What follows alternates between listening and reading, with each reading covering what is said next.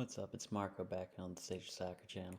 Today I'm going to be talking about the Saturday games from match week 9 of the Premier League. Starting things off, I want to get into the big game of Man City against Tottenham, and great performance by Tottenham today. Really stuck to their game plan and were able to really neutralize this Man City team. So Tottenham, they didn't really dominate the game, but they really limited Man City's chances. Like, you did not believe for a second that Man City would be able to come away with this win. Because it just didn't seem like they'd be able to get a finish off. A couple of great performances. Harry Kane was doing his thing, dropping into the midfield. Set up the goal for Kelso when he just came on. Barwin was looking great. Son was able to come up with a goal, and another goal off a really quick free kick. That's just a smart team. Like, you could tell that when a team's doing things like that, you know they're really well managed. Great job by Jose. The midfield is looking so much better right now. Højbjerg has been a just an inspired signing.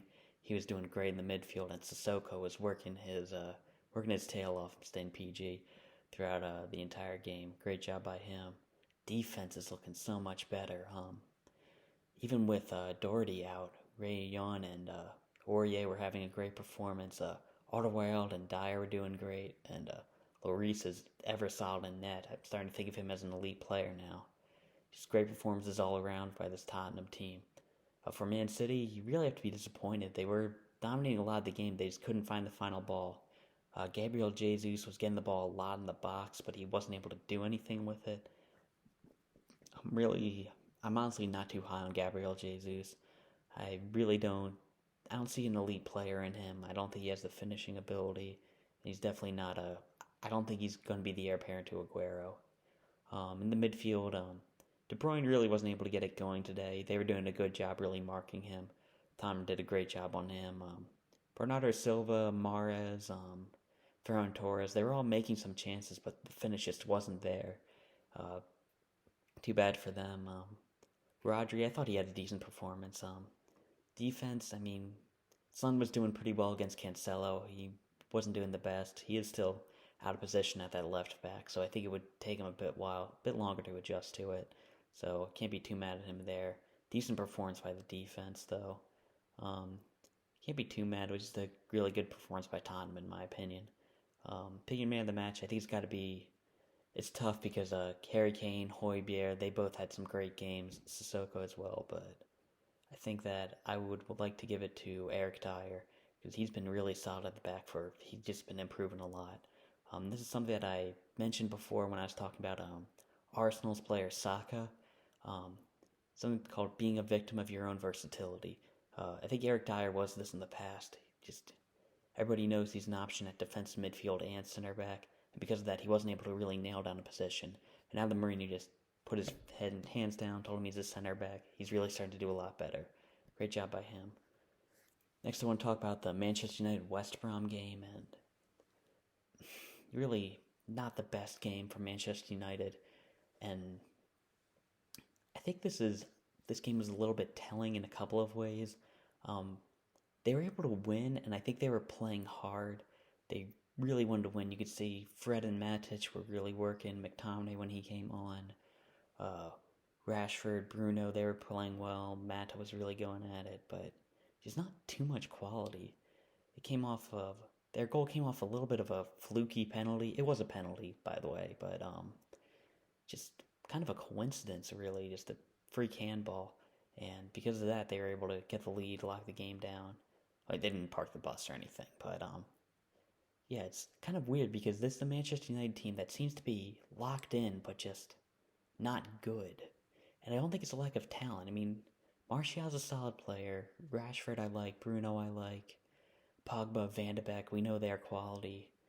Defense is a little bit suspect, and they have to compensate for that. But I think this is really a thing on Solskjaer where it's tough because the team really likes to play with it for him, and I believe that they like him, but I don't think he's that good. I don't think he's that competent, and that's disappointing, but I don't know. Just something I thought I mentioned. For the game, Bruno, he had that. VAR saved him a lot. Can't say it was wrong, but VAR saved him, and he's got to be happy about that. I thought Rashford was playing pretty well. I mentioned Mata He was doing all right. The midfield was working well. Defense did pretty well. They didn't have too much to deal with, but good job by them. David De Gea had a couple of really nice saves in this game. I think the main problem for Manchester United is Anthony Martial has really not been keeping his form up top. He's not been great this year, and it's honestly starting to become a bit of a concern. Maybe you move Rashford back up top. Maybe you go to a strict two at the top. I'm not sure, but something's not working up there. For West Brom, I mean, you can't be too mad. It was a good performance by them. They gave Manchester United all they could handle, but they just didn't have the quality in the end. Can't say too much about that. They were missing a couple players, I believe, and some of them were a bit low on fitness, international break, and I know that a couple of people just got back from COVID because I expect them to miss the game, like Ivanovic for one. So, again, you can't be too disappointed, but it's another game where you're not picking up points. I think they're still in the relegation zone, but improvement is there, I guess. So, man of the match for this game, I mentioned David De Gea made some really nice saves. So I think I'm going to go with him. Pretty good game by him. Good performance. Next, we have Chelsea beating Newcastle 2-0, and really good game by Chelsea. I mean, this is about everything you could expect, especially with them. Pulisic out, Havertz out. I believe Silva was missing this game. Just went out. Good performance. They were able to get an early goal, put Newcastle onto the back foot. Newcastle did respond well after the early goal, but Chelsea really didn't look like conceding. They looked so much more confident with Mendy in goal. I mean, I feel like it's a bit beating a dead horse to really pick on Kepa, but Jesus, they miss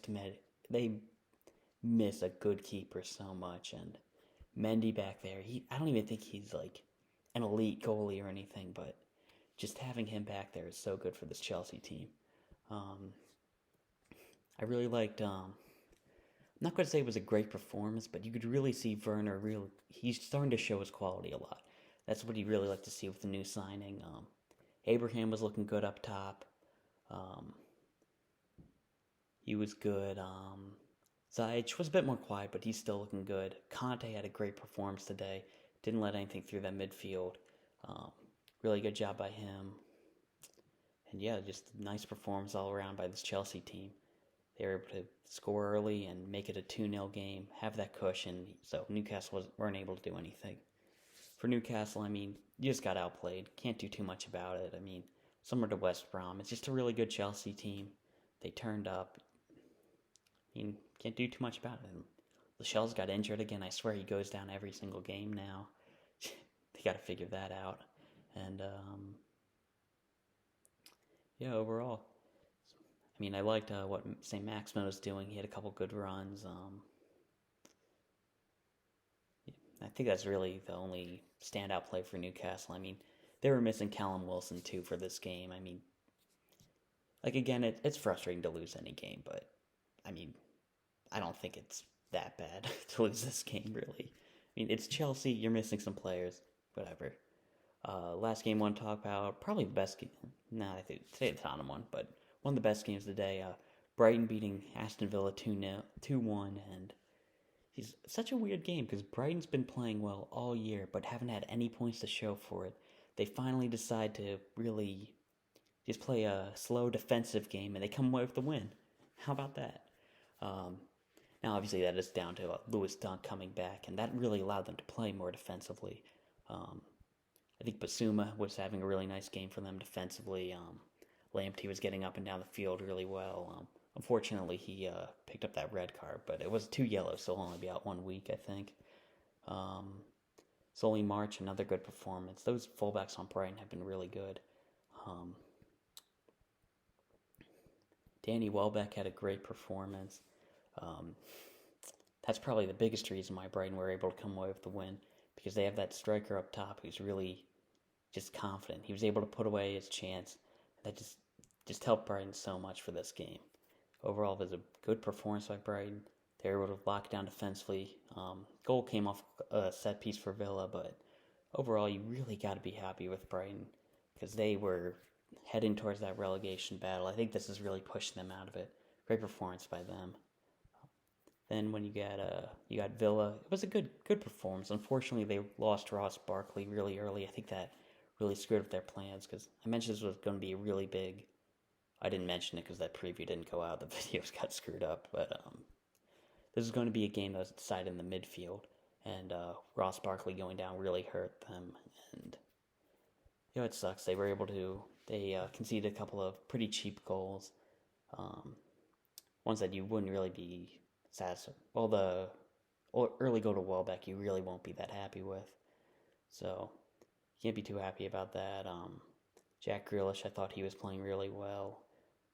Good performance by him. Traore, he was looking pretty dangerous when he came on. Good job by him. Defense wasn't great, as I mentioned. Trezeguet really needs to start putting away some of his chances. He wasn't looking that good today. Then, that's really about it for this Aston Villa team. I mean, they're honestly pushing Brighton back a lot, but they just couldn't come up with that second goal. That penalty shot at the end really tugged on their heartstrings. That was kind of annoying for them, but I'm not going to say that Brighton deserved this win, but I think karma caught up with them, and they deserve 3 points that they didn't have throughout the year. And even if they didn't deserve this one, they deserve to be on how many points they're on. I think 9 now, so you can't be too disappointed. And Villa's got a couple of wins that I don't think they deserve, so I don't think you can be too mad at this game. Man of the match, I'm going with Danny Welbeck, just because having that striker up top for Brighton that you can really feel confident in, that's going to be huge for them going forward. Yeah, that's about it for what I want to talk about. What else? Haven't got to see the full game yet, but Masuaku made his debut for Dortmund. That's going to be interesting to watch. That dude is going to be a freak. You had Atletico beat Barcelona. That was a pretty good game. MLS playoffs are on. I don't think anybody... Well, actually, I got a lot of people from those USA videos, so maybe some people care about that. Clark had a really nice game. Really good goal. I'm holding out hope for that dude. And, yeah. It's going to be some fun MLS playoffs. Yeah, that's about all I have to talk about. I'll see you.